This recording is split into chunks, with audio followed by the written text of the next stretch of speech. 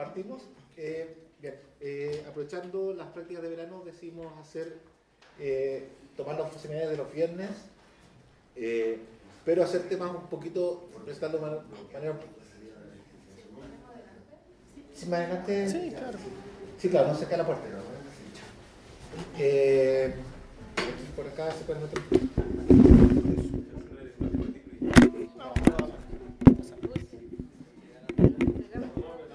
Ya, pero para que no nos... Ya, lo vamos a... Dado que son entusiastas, lo haremos en la F12 próximamente. Es que no pensé que iban a llegar la gente del departamento.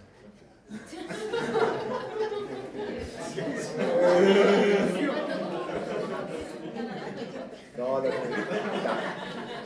lo que pasa es que Luis había dado un seminario hace poco, entonces pensé que alguna gente pensaba que no podía repetirse. Entonces, bueno, aprovechando las prácticas, vamos a hacer seminarios los 3 viernes, de los 3 primeros viernes de enero, partiendo por hoy día, de introducción a algunos temas que se hacen trabajar en el departamento y visiones un poco más allá. Hoy día tenemos a Luis Foa, el próximo viernes tenemos a Marcel Clerc y Carla es la última. Y Carla Herman es el último viernes 24, porque después viernes 31 terminamos la práctica. ¿Ya? Así que ahí no hay seminario. Para las personas acá y para todos, Luis está feliz de que le pregunten todo en todo momento de la charla. Sí. Y un éxito de la charla sería que no logre pasar de la tercera transparencia. Charla rusa. Si lo interrumpen tanto que no llega a pasar de la tercera transparencia, es que estamos bien. Que no le interesa. Si llegó hasta el final y en fin. ¿Ya? Bien, mucha presión. Hay una presión, ¿no? Luis. Bien, no. Entonces, Luis es profesor del departamento de física. Luis es argentino, como notarán por el acento. Imposible. Imposible y tiene un acento argentino particular, de Córdoba, cordobés. ¿Cierto? Luego hizo y estudió ahí su licenciatura y su doctorado lo hizo después en Bariloche. ¿Sí? No, hice ambos, los títulos los tengo en Córdoba, pero en licenciatura estudié para... Era al revés. Y después, bueno, estuvo afuera haciendo postdocs en Italia, en Trieste, después en Francia, en Grenoble, en Alemania, en Dresden. Después volvió a Argentina y de Argentina se incorporó aquí al Departamento de Física hace 3-4 años ya, en 2016. Y es profesor aquí del Departamento de Física desde entonces. Eso, y trabaja precisamente en estos temas. Buenas tardes a todos, muchas gracias Rodrigo por la invitación y también estoy muy contento de ver tanta gente joven. Como decía Rodrigo Vicencio en la inauguración esta semana, el lunes, esta instancia de las prácticas de verano es bien importante para nosotros y nada, es importante ver tanta gente joven en este mes, que para nosotros es como un nexo entre el final del semestre, de un semestre y después del periodo de vacaciones y el próximo. Y bueno, lo que voy a hacer es contarles un poco sobre temas más relacionados con el área donde trabajo. Voy a llegar a algunos temas de los cuales trabajo directamente, pero la idea es ubicarlos en el área general. Como sé que una buena parte de ustedes no ha hecho todavía los cursos de mecánica cuántica ni sólidos, entonces voy a tratar de empezar bien desde abajo y creo que podemos hacerlo.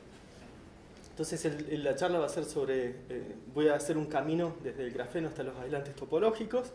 Antes que nada, esta siempre a veces queda al último, pero es una transparencia como de agradecimientos. Uno cuando hace trabajo científico no lo hace solo, lo hace con mucha gente, gente más joven la mayor parte del tiempo, otros no tanto, como verán por las canas. Pero bueno, agradecimiento a muchos chicos que trabajaron conmigo en distintas etapas. Colegas también en otros lugares y esta lista es bien incompleta, así que ojalá que no la vea nadie con quien trabajo porque seguro que acá faltan unos cuantos, no se lo voy a pasar rápido. En general cuando alguien me pregunta qué hago, hago física de materia condensada y en general me autodefino como un físico de materia condensada. Como decía Rodrigo, hay muchas clasificaciones y formas de ubicar a qué hace alguien en física. caso de materia condensada es un nombre que tiene algunas décadas, pero no es tan viejo, y lo acuña este señor, que es P.W. Anderson, tipo muy conocido, y lo acuña para incluir de alguna forma todo lo que tenga que ver con el estudio de sistemas de muchos átomos que están condensados, no como en un gas donde están más o menos libres, pero tampoco tan condensados. O sea, son condensados, pero no tanto. Y este término se acuña de manera de incluir áreas que eran de alguna forma preexistentes, como lo que llamamos física del estado sólido, átomos fríos, biofísica, muchas cosas están técnicamente incluidas dentro de lo que es física de la materia condensada. Es un área bien grande, involucra una proporción muy grande de físicos en distintos lugares del mundo. De hecho, es la división con más integrantes en la Sociedad de Física, por ejemplo, de Estados Unidos. Ahora, ¿qué es, por ejemplo, uno de los pilares en los que está construido el área de esta materia condensada? Es la física del estado sólido, y eso es el estudio esencialmente de sólidos cristalinos, que son la piedra angular de la ciencia de materiales. ¿Por qué cristales? ¿Qué son? Sí. Bien. Bien, alguien que... No es pregunta, es una objeción. Sí, claro. Sí, en realidad los libros de física del estado sólido, Sí. los buenos, Sí. traen al menos un capítulo sobre materiales amorfos. Que Sí. no son necesariamente cristalinos. No son necesariamente cristalinos, no, pero es como, digamos, es el paradigma inicial, pero es cierto. Es más, muy probablemente el capítulo de amorfos, igualmente que el capítulo de efectos, está muy subestimado dentro, a su vez, de lo que es esta área. De hecho, por ejemplo, en física, cuando uno ve el curso de sólidos y empieza a buscar bibliografía, es muy común que hay muchísimos libros de sólidos que no tienen nada sobre defectos. Punto crucial en tantas propiedades. Y a veces tienen realmente muy poco.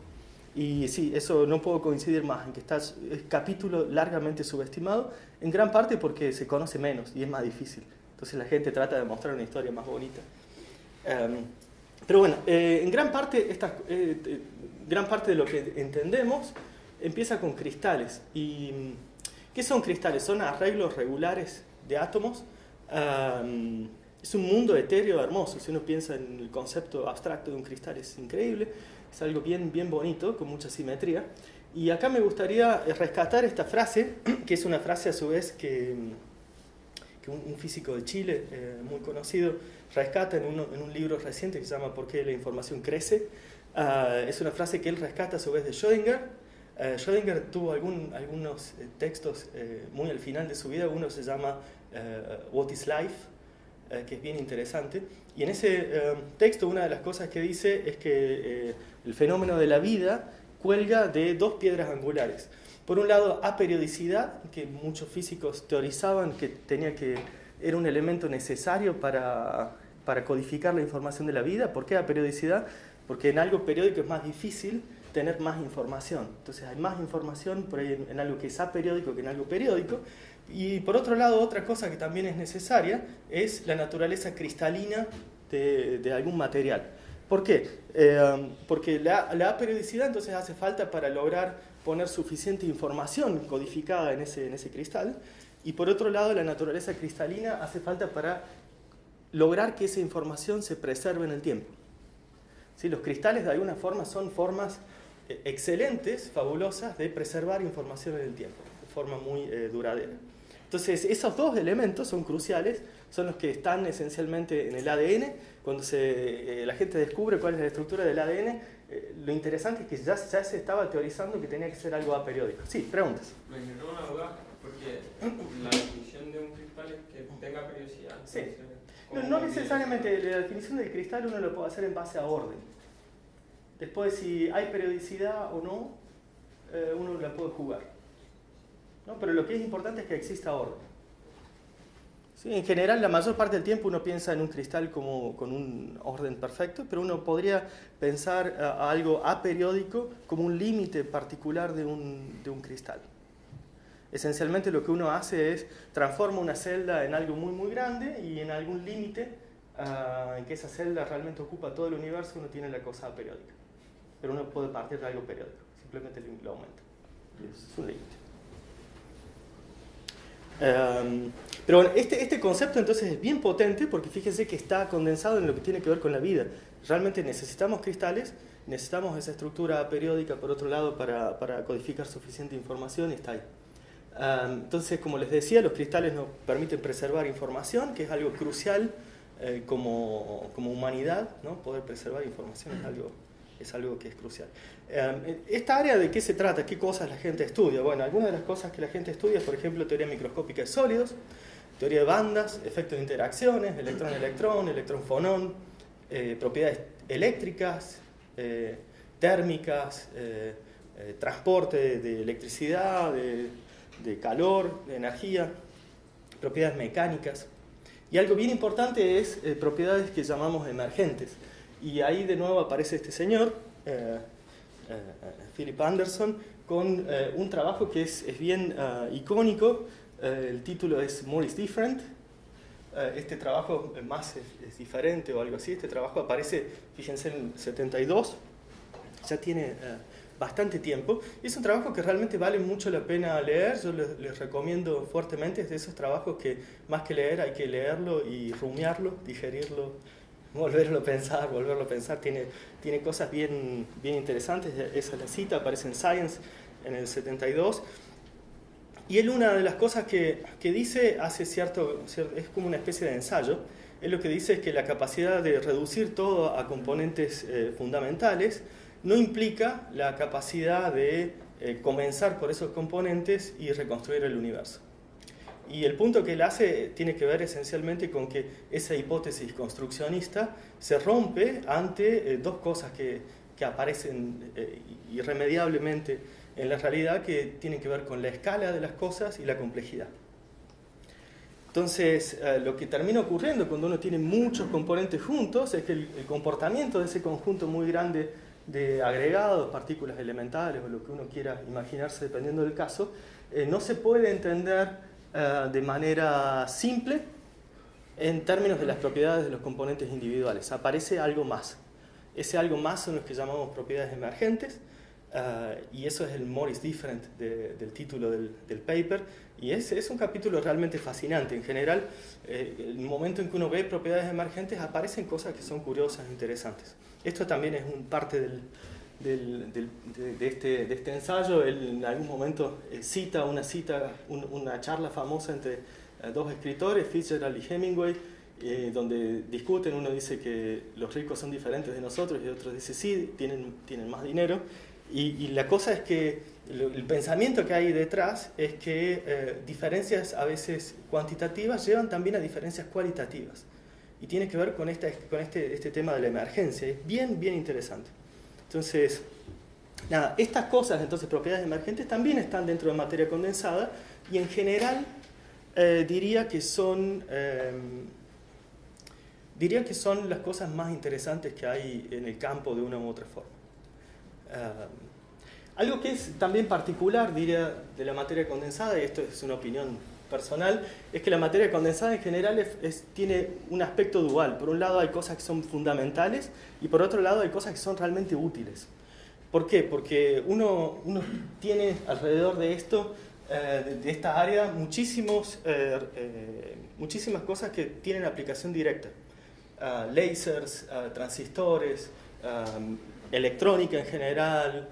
Cuando uno piensa en resultados de superconductividad, por ejemplo, uno puede pensar en resonancia magnética. Todos los magnetos que uno usa esencialmente son superconductores de alto campo.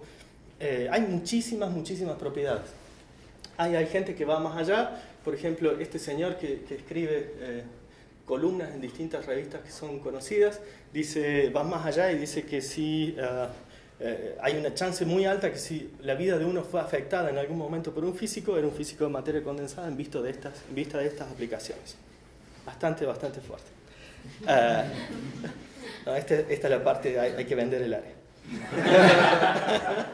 Bueno, esta área es bien particular. Realmente, como tal, surge a partir de los años 50. En general, antes de los años 50 era considerada un área menor, porque era entrar en el detalle de materiales y cosas que para mucha gente, la concepción de la física y la ciencia de mucha gente era como entrar en un lugar un poco sucio y arremangarse, Y la transformación ha sido enorme. Desde los años 50 realmente la física de materia condensada ha dado muchos resultados, ha crecido muchísimo y en particular en lo que es los últimos 15 años, diría, el crecimiento ha sido realmente muy, muy rápido, redefiniendo conceptos que eran... que parecían escritos en piedra, se redefinieron completamente. Este es un ejemplo. Esta es una línea del tiempo que armé, este es el link. Se puede acceder, jugar y cada uno de estos puntos tiene a su vez links a los papers originales. Esto es, por ejemplo, una línea del tiempo de aislantes y conductores. Concepto que existió desde hace mucho, pero que ha ido cambiando. Por ejemplo, uno de los primeros hitos sería el establecimiento de la teoría de bandas de sólidos alrededor de los años 30, entre 27 y 33 más o menos. Y después empezaron a aparecer distintos hitos. La aparición de aislantes de Mott, la localización de Anderson, allá por los fin de los 50, 60, transición de Peirce, teoría BCS de la superconductividad. Después, de manera más moderna, aparece el efecto Hall cuántico, que voy a comentar brevemente. Aparecen superconductores de alta temperatura, ya por el 86. Aparece el efecto Hall cuántico anómalo, que le da el premio Nobel a Haldane hace 4 años.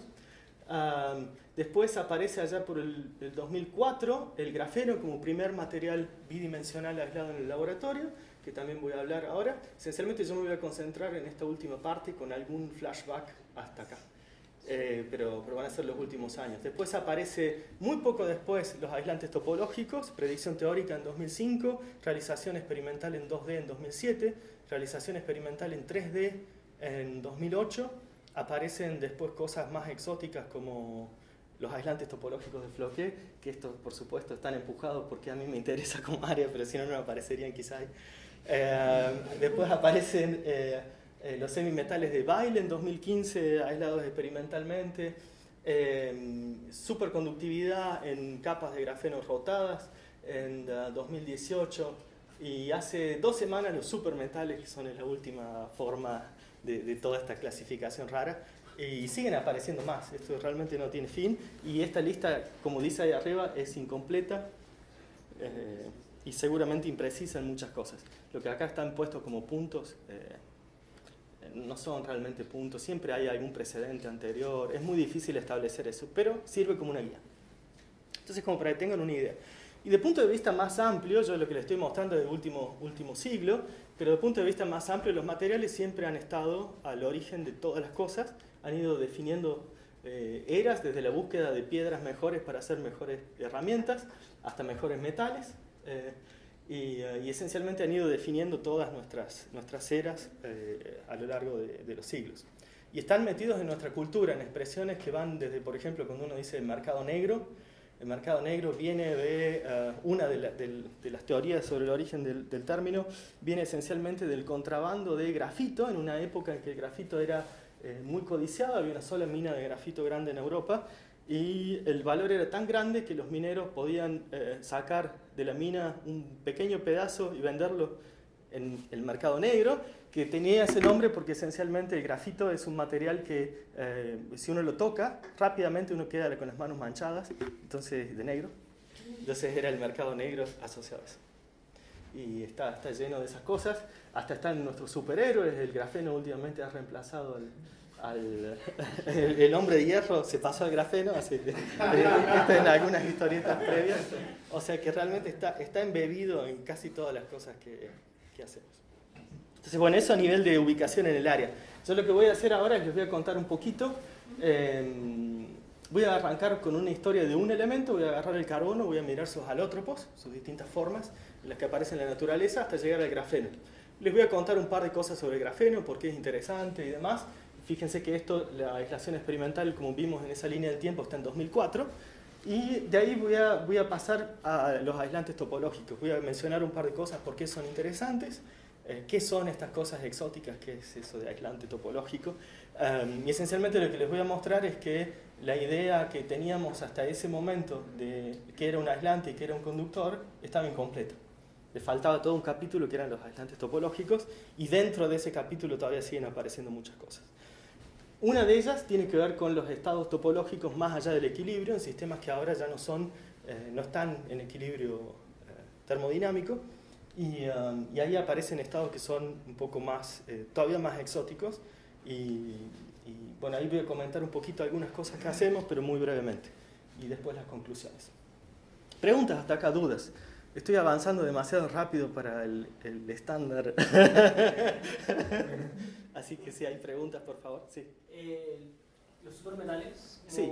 Una referencia Sí. rápida, si es que no está incluido. Bueno, la idea es, esto apareció en un paper hace algunas semanas, es una predicción teórica, todavía no tiene realización experimentalmente, hay algún precedente teórico previo también, pero yo diría que este realmente es como va a ser un hito probablemente, y tiene que ver con sistemas que tienen propiedades metálicas que van a ser muy robustas y que no son de líquido de Fermi.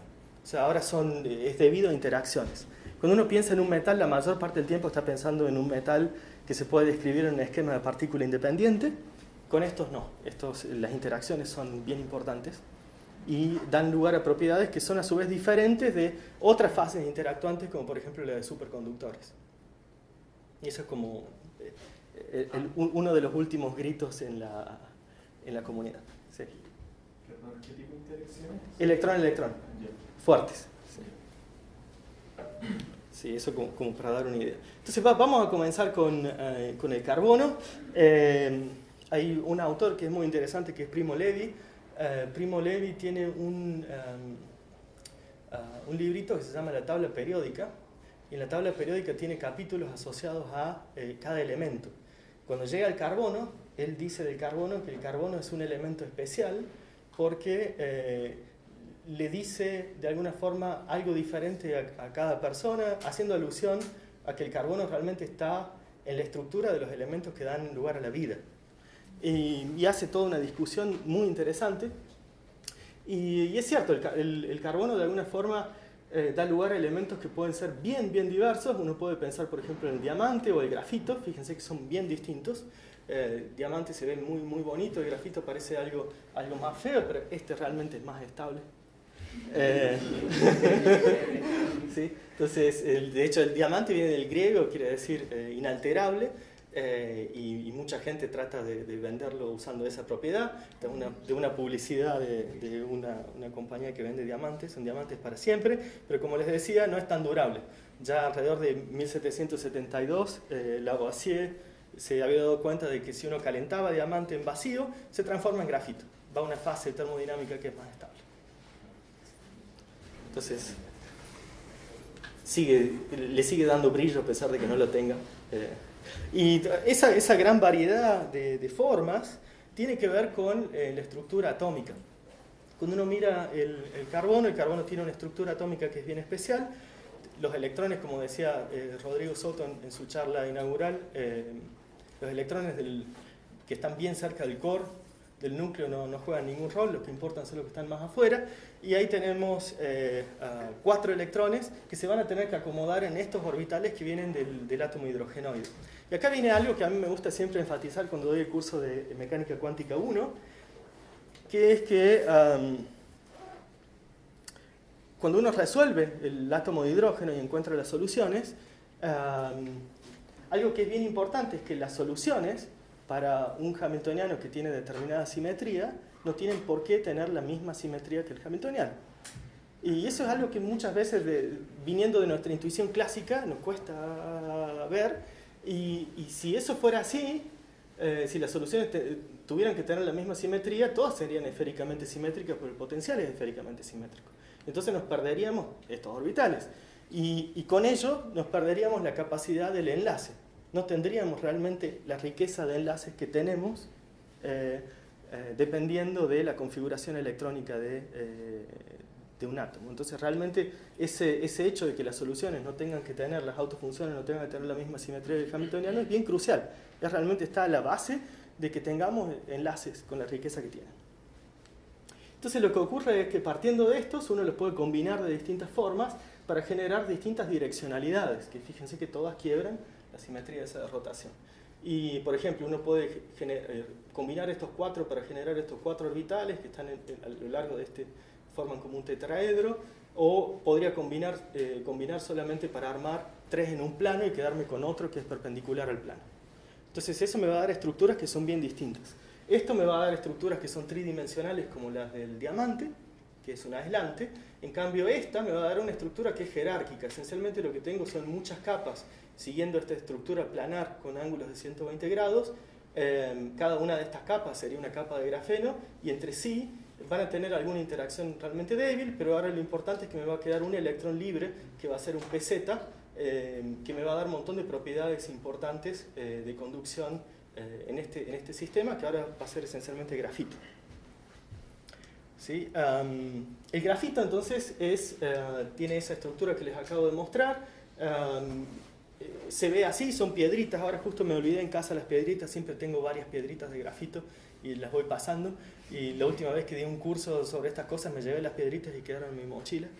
Pero es bien interesante jugar con ellas, verlas. Es realmente curioso incluso tocarlas. Ahí ven el fenómeno del mercado negro en la propia piel y sin hacer nada ilegal.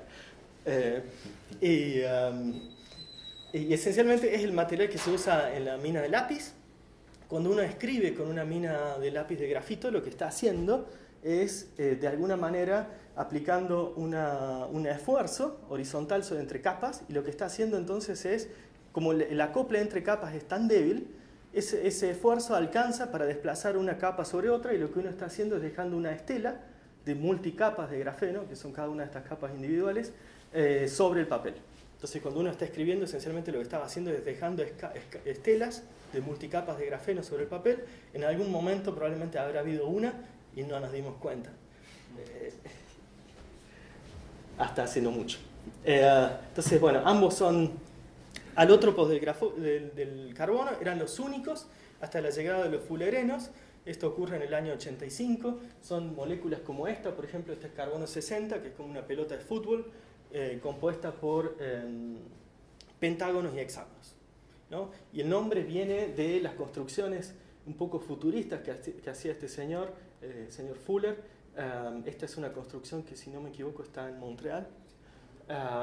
Y el momento en que se dieron cuenta de que existían moléculas con esta estructura, a alguien se le ocurrió pensar en la arquitectura de este señor Fuller. Y por eso le pusieron el nombre. Poco tiempo después, gente como Millie Dresselhaus se le ocurrió qué pasa si a estas moléculas uno las empieza a hacer crecer de alguna forma, ¿no? Uno agarra y las empieza a hacer crecer y uno podría deformarlas en un tubo, cosa que experimentalmente también se aisló alrededor de los años 90. Y ahí hay cierta controversia de quién lo hizo primero, pero Iijima es uno de los que la gente apunta como las primeras personas que aislaron y caracterizaron estas estructuras que la gente llama nanotubos de carbono. Entonces fíjense que solamente con carbono hablamos del diamante, el grafito. Existen otras estructuras unidimensionales que no sabría cómo se dicen en español.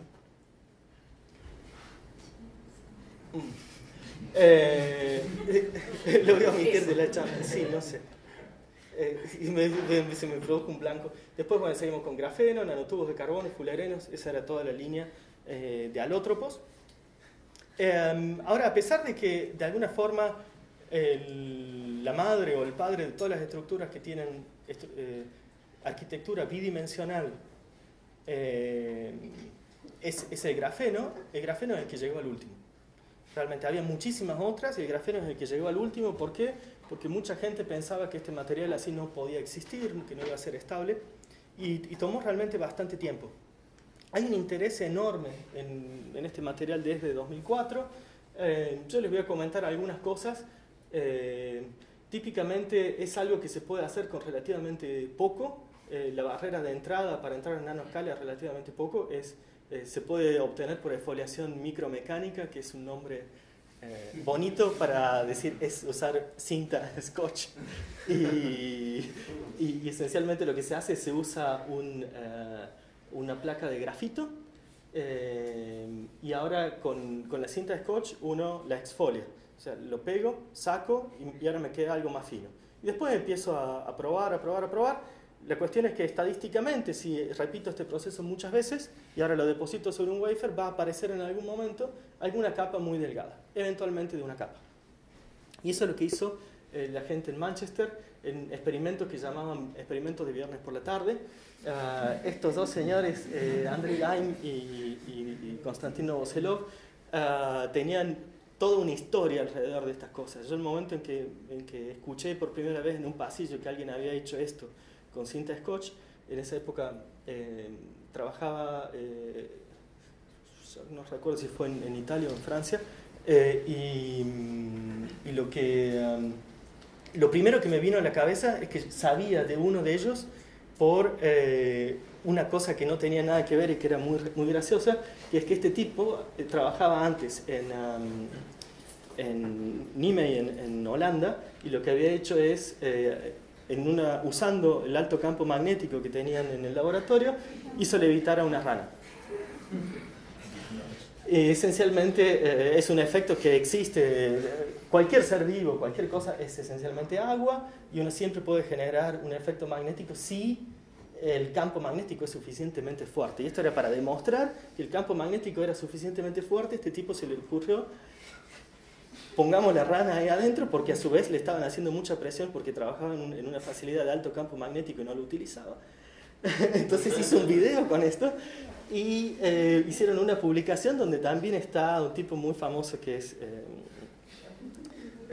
Michael Berry, y ganó el premio Ig Nobel en el año 2000 y fue el primero que fue a buscar el premio Ig Nobel. Hasta ese momento el premio Ig Nobel era algo un poco triste y no lo iban a buscar, él fue y lo buscó. Y era muy conocido, eran de los primeros videos que se hicieron virales en YouTube, era ese. Ahora ustedes a YouTube lo dan por sentado, en esa época estaba empezando. Después hizo otras cosas, como por ejemplo logró fabricar una cinta que emula lo que hace un gecko, una de estos animales que se pegan a superficies. No sé, en Brasil se ven muchos y por ahí uno los ve pegados a las paredes, los techos, todo. Y él hizo una cinta que emula eso. De nuevo, tenían algo con la cinta. Y algunos años más tarde logran, esto lo publican en Nature, hacen una patente que fue, no sé si habrá tenido algún éxito.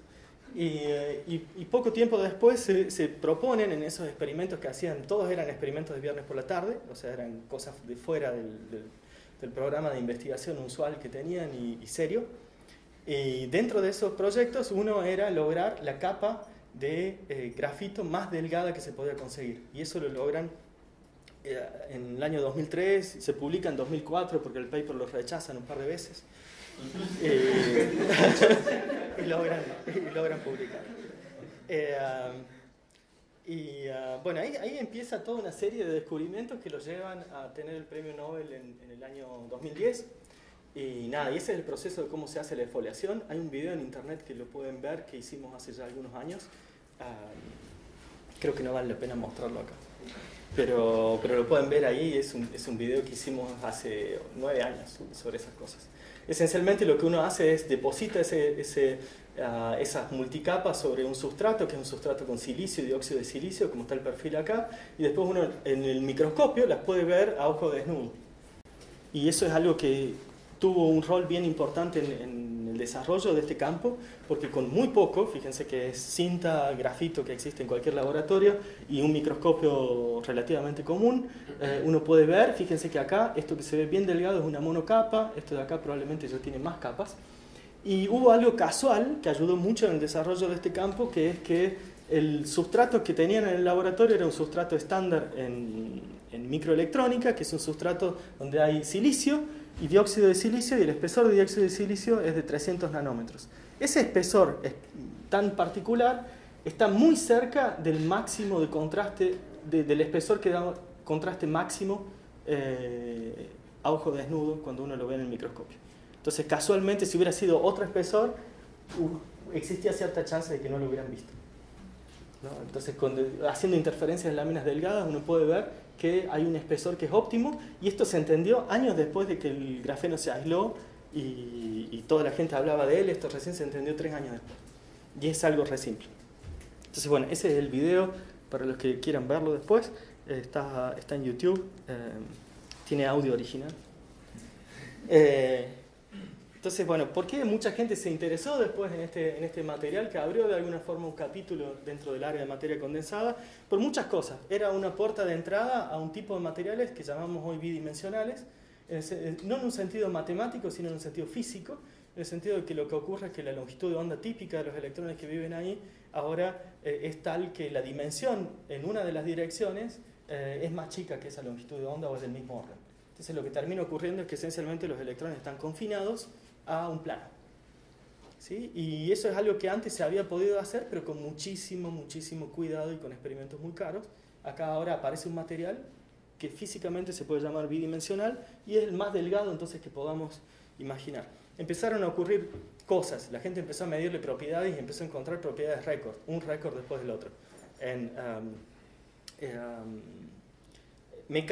Propiedades mecánicas, propiedades de conductividad térmica récord, densidad de corriente bien elevada, como 1.000.000 de veces más que el cobre, portadores que la gente llama más livianos, porque de alguna forma estos portadores emulan lo que ocurre en física de altas energías con lo que llamamos fermiones tipo Dirac, que ocurren en mecánica cuántica relativista. Acá no hay nada relativista, esto se mueve a velocidades más modestas, pero se comportan como. Entonces abren la puerta para estudiar vía analogía cosas que hasta ese momento se pensaban imposibles.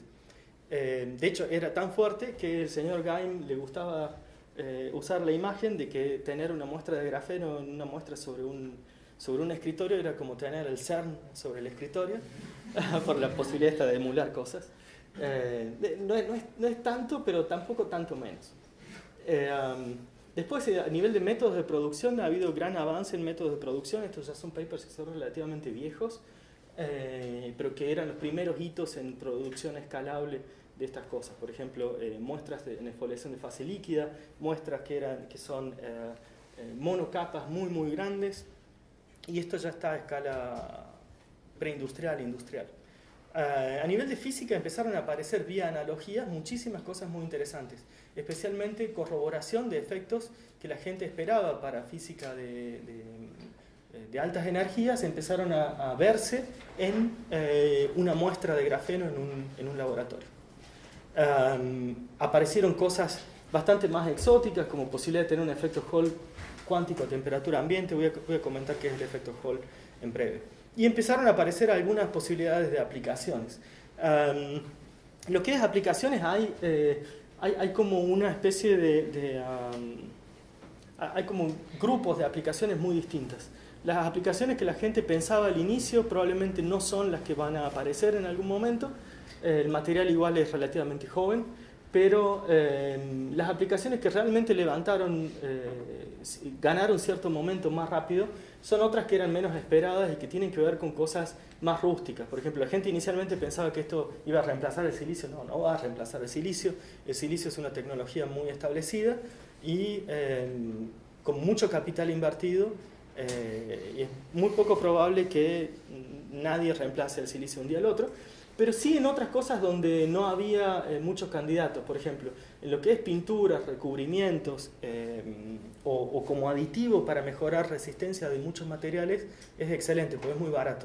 Uno puede agregar, por ejemplo, muestras de grafeno obtenidas en multicapas en muy pocas cantidades, por ejemplo un 3% o un 2% agregado a una matriz de, por ejemplo, un polímero como puede ser poliestireno, aumenta sus capacidades mecánicas en alrededor de un 30%, lo cual es bastante potente, y ahí se ve mucho, ya hay varias cosas que están funcionando.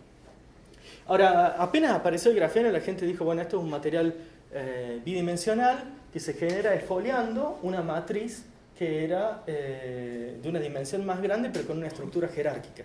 Una estructura donde hay enlaces que son más fuertes en un plano y una especie de enlace mucho más débil en la otra dirección. Pero ahora el grafito no es el único material que tiene esa estructura jerárquica, hay muchos otros. Entonces lo que la gente empezó a hacer es a esfoliar muchísimos otros materiales, y apareció toda una familia de materiales bidimensionales que no termina más, aparece cada año, aparecen varios nuevos.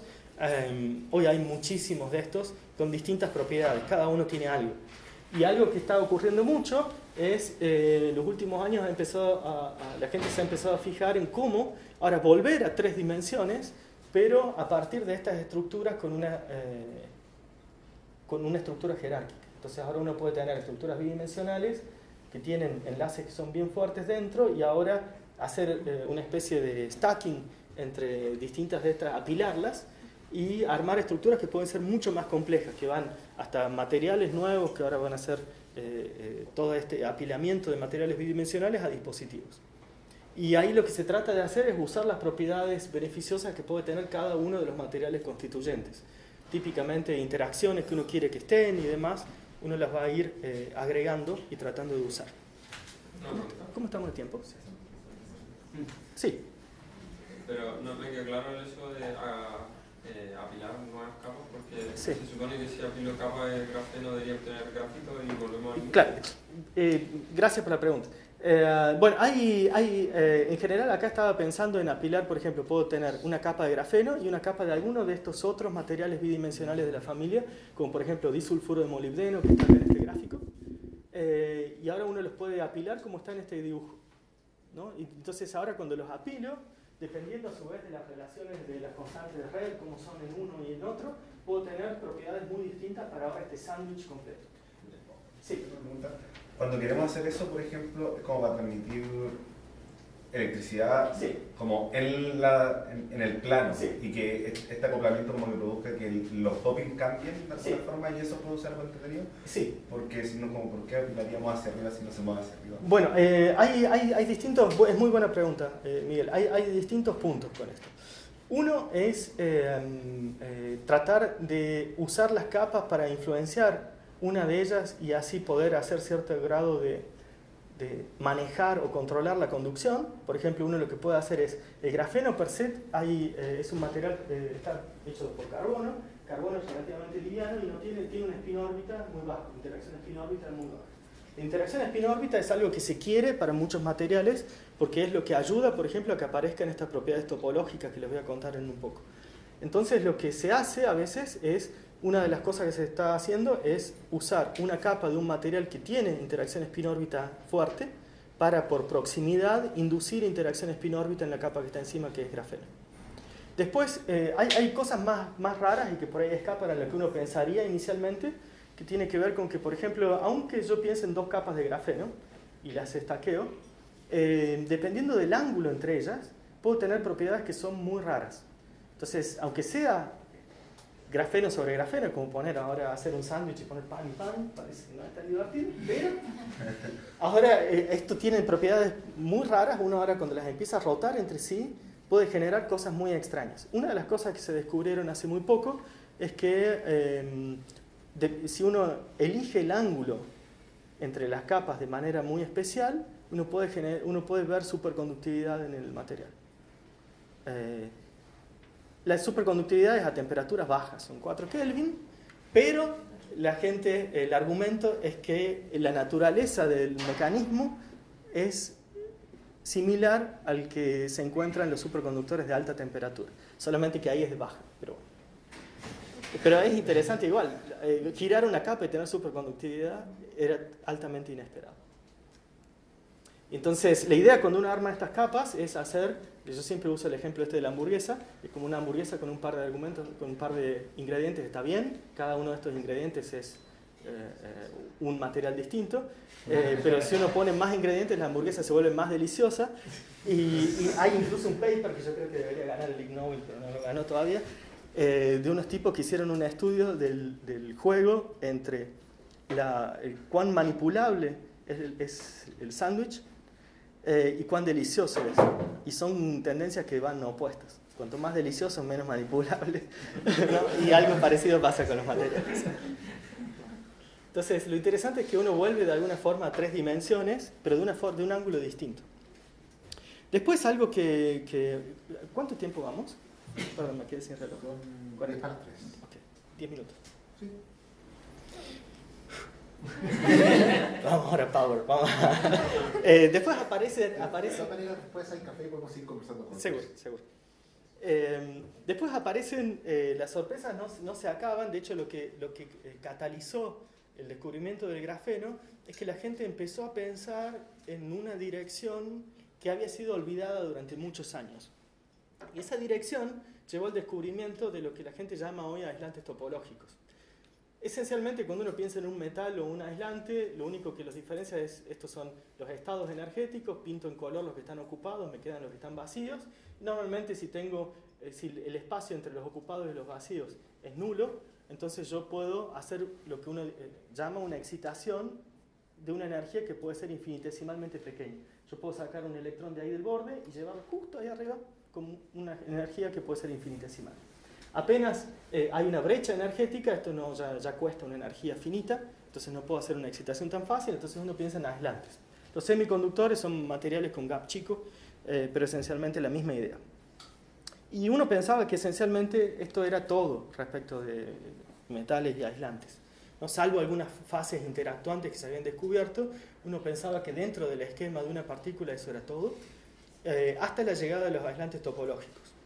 Que yo diría que el hito más inmediato, central para esto, es un trabajo de estos dos señores que muestran que si uno usa grafeno en el año 2005, un año después de que aparece el paper famoso de grafeno, si uno incorpora interacciones spin-órbita, entonces aparecen unas propiedades que son muy exóticas, que son las que dan lugar a lo que hoy llamamos aislantes topológicos. En términos muy con los dedos, que es un aislante topológico, además ideal para hora de café. Si uno piensa en uno de estos dulces, estos dulces son mi analogía favorita. Uno tiene estos dulces que tienen un corazón con un dado color, que acá es blanco, y hacia afuera hay chocolate. Entonces, ahora imaginen que esta zona de chocolate es como si fueran estados que conducen electricidad que son metálicos, y el blanco de color, el blanco del centro es esencialmente un aislante. Ahora, para que la analogía sea buena, si uno piensa en cortar uno de estos dulces, uno lo corta y efectivamente ve el blanco y ve el negro, pero en los aislantes topológicos lo que ocurre es algo muy particular. Son materiales que en el centro, adentro, son aislantes y en la superficie son conductores. Pero si yo ahora lo corto por la mitad como a este dulce, en lugar de ver el blanco, lo que ocurre es como si la cubierta fuera algo fondente, que se funde y ahora cubre inmediatamente el blanco. Entonces ahora yo tengo algo que tiene estados en los bordes adentro de ese aislante, lo corto a la mitad y nunca llego a ver el blanco porque inmediatamente la cobertura me cubre eso que hay ahí y tengo estados que aparecen sí o sí ahí en la frontera. Entonces es una idea muy loca, es como si fuera una propiedad que tiene cierto grado de no localidad, porque de alguna manera el momento en que yo lo corté, el sistema se dio cuenta de que tenía que generar un estado ahí, y es algo bien curioso. Y ese es el esquema con las manos. El abuelo de estos aislantes topológicos no es este señor, él los creó. Este señor es Klaus von Klitzing, en una charla hace un par de años en Bruselas, en una conferencia Solvay sobre grafeno, en el año 2017. Él, usando estas muestras que se ven muy sucias y demás, descubrió lo que la gente llama hoy el efecto Hall cuántico entero, que es, pensemos que tengo cargas que se mueven en un plano, tengo un campo magnético perpendicular muy fuerte. Si yo uso ese campo magnético perpendicular muy fuerte, lo que ocurre de acuerdo a fuerza Lorentz es una deflexión de la carga en una dirección u otra dependiendo del signo de la carga. Ahora, si uno lleva eso al límite de cosas más cuánticas, a bajas temperaturas y muy altos campos magnéticos, y hago pasar electrones de una fuente a un sumidero, pongo un campo magnético perpendicular, lo que ocurre es que efectivamente puedo medir un voltaje perpendicular debido a esa deflexión, que es este VH, que es voltaje Hall, y cuando hago el cociente entre la corriente y el voltaje, tengo la conductancia Hall, que muestra, en contraste con lo que esperaría de acuerdo al razonamiento clásico, que es esa línea de trazos, lo que veo en el caso cuántico de estas muestras que medía Klaus von Klitzing, lo que ocurre es que aparecen platós perfectos que dependen solamente de constantes universales. Aparece E cuadrado sobre H, H sobre cuadrado. Y estos platós así perfectos sorprendieron muchísimo a la gente. Lo que ocurre en realidad es que el material le pasa algo muy curioso. Los electrones en un material en general se mueven como quieren, se mueven en direcciones que son cualquier cosa. Los estados, autoestados que puedo tener en un cristal en general hacen cosas raras. Pero en situaciones como esta, que son bien extremas, lo que ocurre es que se genera cierto grado de orden particular.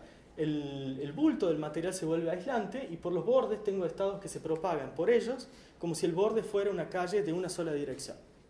Entonces acá solamente tengo electrones que se mueven ahí, no tengo ninguno que viene en la dirección opuesta. Entonces lo que ocurre es que si yo quiero generar retrodispersión, que es lo que me genera resistencia y me cambiaría estos platos de valor, lo que tengo que hacer es un electrón que entró de la fuente y va hacia el sumidero, tiene que entrar por estos estados que están arriba. Si yo quiero que me genere retrodispersión, lo que tiene que pasar por este electrón es que atraviese toda la muestra hasta la otra punta. Y eso es un proceso que está exponencialmente suprimido porque el material adentro se comporta como un aislante. Y efecto túnel da lugar a eso. Entonces esto esencialmente lo que hace es que tengo platos que son muy, muy perfectos. En general, todo este campo se trata de conectar propiedades que tienen que ver con el bulto, con lo que pasa en la frontera, lo cual es de alguna manera una forma de conectar Dios y el diablo de acuerdo a Pauli. Bueno, hubo muchísimos desarrollos con esto. Grafeno con spin órbita genera estados que son muy parecidos a los del efecto Hall, pero ahora son estados que van a estar polarizados en spin y van a ser contrapropagantes. En los bordes de una muestra voy a tener estados que se mueven en una dirección con un spin, en la dirección opuesta con el otro, gracias a la interacción spin-órbita. Entonces es parecido al efecto Hall. Y eso ayudó a estos señores a conseguir el premio Nobel en 2016. Esto se realiza experimentalmente en 2D por primera vez en 2007. El señor que lideraba el equipo es Molenkamp, que trabaja en Würzburg. Y posteriormente se encontraron también en sistemas tridimensionales. Estos son algunos papers mayormente liderados por Hassan.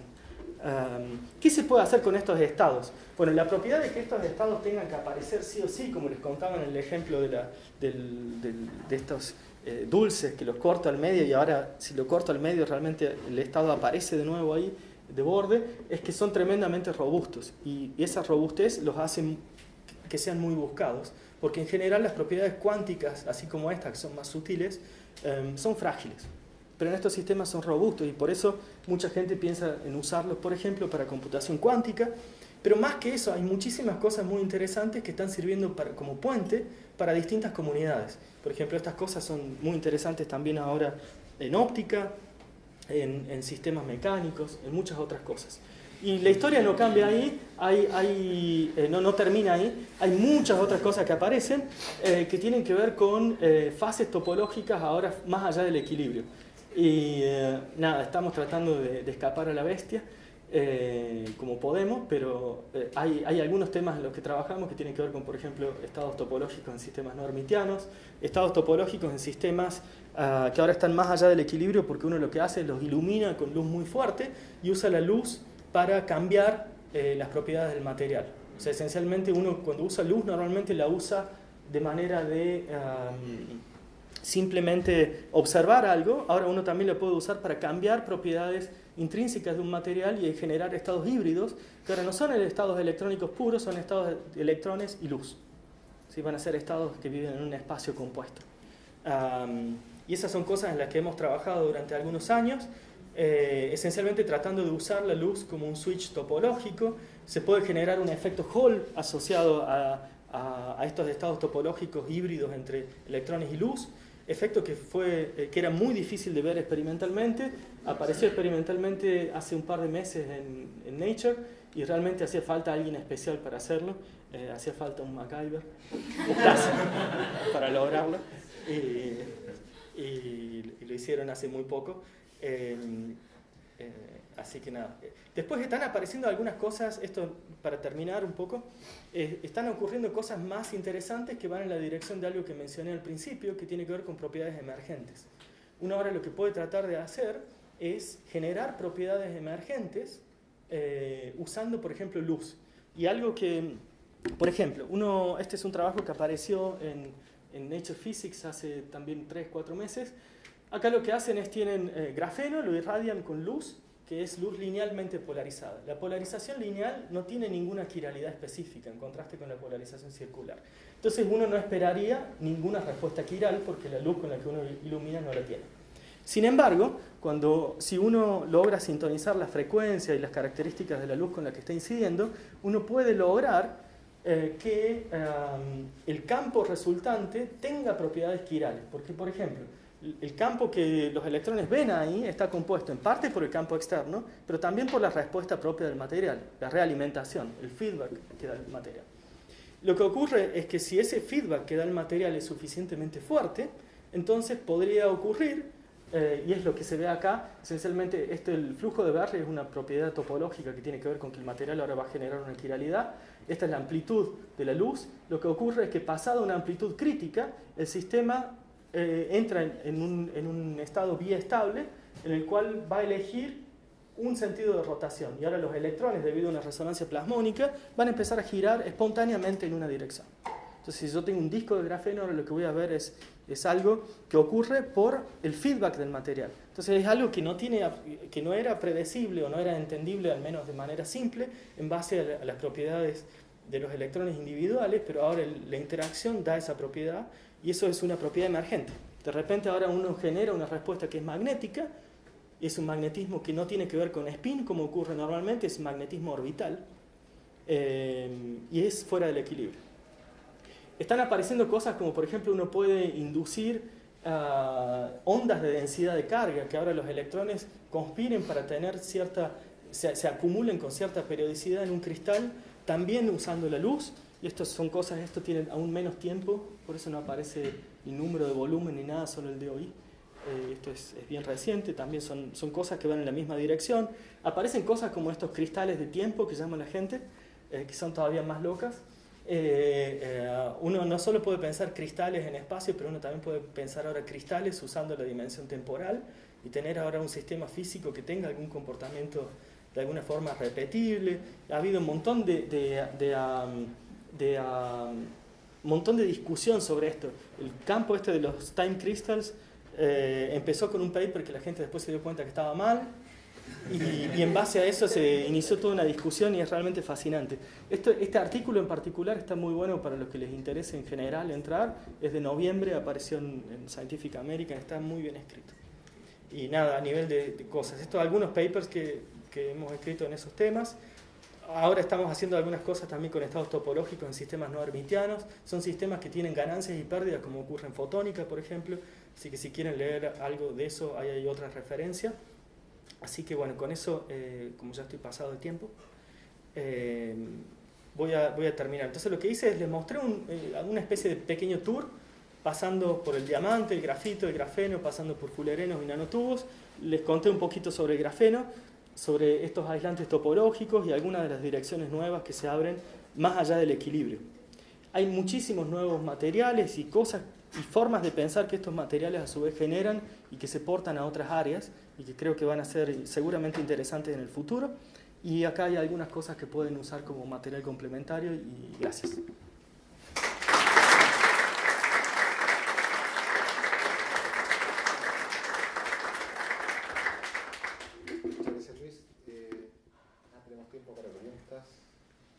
¿Preguntas, dudas, quejas?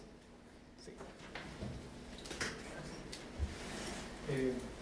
Mencionó que en el punto acá donde se forma la oscuridad, Sí. Cuando uno hace como la expansión entera, creo que Sí. el orden, esta cosa se comporta como un fermión sin masa. Sí. Eso no lo entiendo. ¿Qué pasa con esa masa? ¿Por qué se vuelve como indetectable? O sea, ¿Desaparece? es una analogía, no tiene nada que ver con la masa de los electrones. La masa es la masa y estos son partículas que se comportan de forma no relativista. O sea, están descritas por una teoría no relativista. Perfectamente. Ahora, lo que ocurre es que se abre un espacio para una analogía. De repente lo que puede pasar es que cuando veo el comportamiento efectivo, me doy cuenta de que también lo podría describir usando una teoría relativista y asignándole a esas partículas una masa nula. Pero eso está en el espacio de las analogías. No es que la masa de la partícula realmente. Entonces, es como si. Es como si. Sí. Hablaste también como que hay aislantes topológicos 3D. Sí. Pero me queda la duda ahí, ¿qué pasa como con eso? Como con la Sí, quiralidad de sí. los estados. Muy buena pregunta. 3D son más raros. A mí me gusta una analogía que usa Jim Mele y él dice que los estados los estados de borde en 2D Es como cuando uno tiene chicos jugando en un jardín y se dan todos la mano, está todo ordenado, perfecto, ahora son estados que se mueven en una dirección o en otra, o contrapropagantes en el caso de los aislantes topológicos, orden perfecto. Pero ahora si uno los deja que jueguen a los chicos, es un caos, ¿no? Se mueven para todos lados. Bueno, así es la imagen de los estados ahora que aparecen en la superficie de un material 3D. Ahora ya no tienen esa direccionalidad que sí tienen los estados de un material 2D, ahora son cosas realmente complejas. De hecho, los estados que aparecen en la superficie de un aislante topológico 3D se parecen mucho a los estados que uno ve en grafeno. Pero igual son distintos a los estados del bulto, por ejemplo, en un material bidimensional. Son distintos porque ahora lo que ocurre es que el bulto se comporta como un aislante.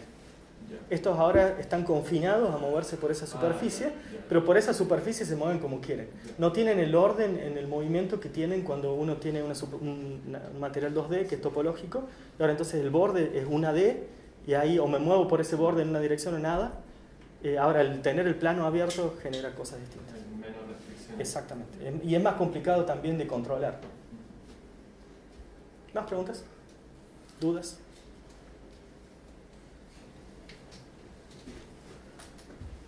Bueno, si se sienten más relajados conversando así directamente con Luis, vamos ahora al café y le agradecemos nuevamente a Luis por